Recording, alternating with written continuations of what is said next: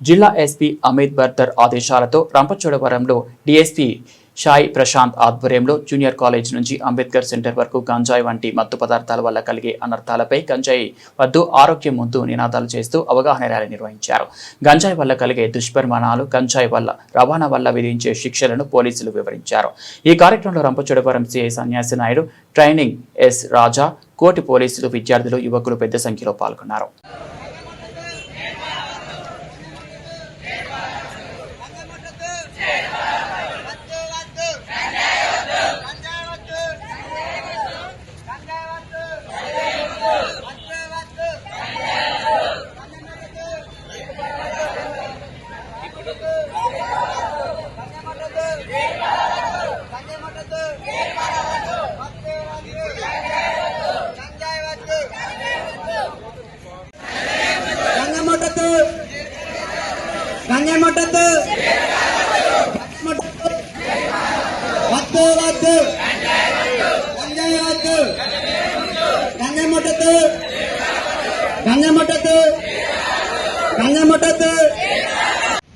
ఈ రంపచోడవరం మండలంలో ఈ మధ్య ఎక్కువగా గంజాయి సేవించడం అలాగే రవాణా చేయడం అనేది జరుగుతుంది.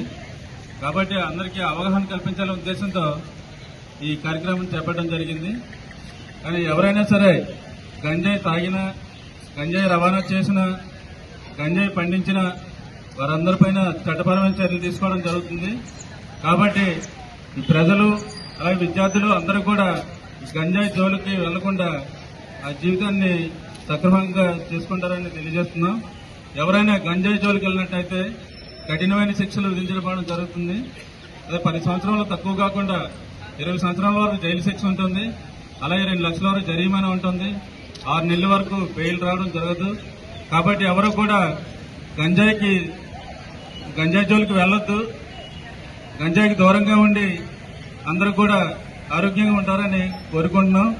ఎవరైనా సరే గంజాయి జోలికి వెళ్ళినట్టయితే వాళ్ళపైన కఠినమైన చర్యలు తీసుకోవడం జరుగుతుంది.